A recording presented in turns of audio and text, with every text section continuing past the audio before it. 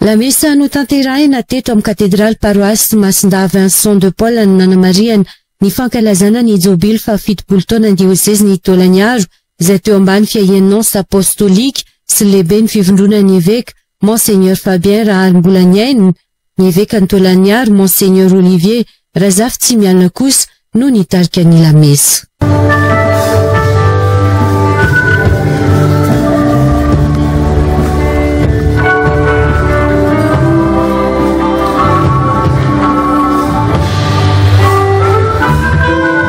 Mpivahiny ny fanantenana ho an'ny asa fanirana ny fandraisana andraikitra no anisan'ny teny faneva ny fankalazana, anamarinana ny mahazava-dehibe ny fandraisana andraikitra sy ny adidy miandry ny rehetra izany raha ny fanazavana.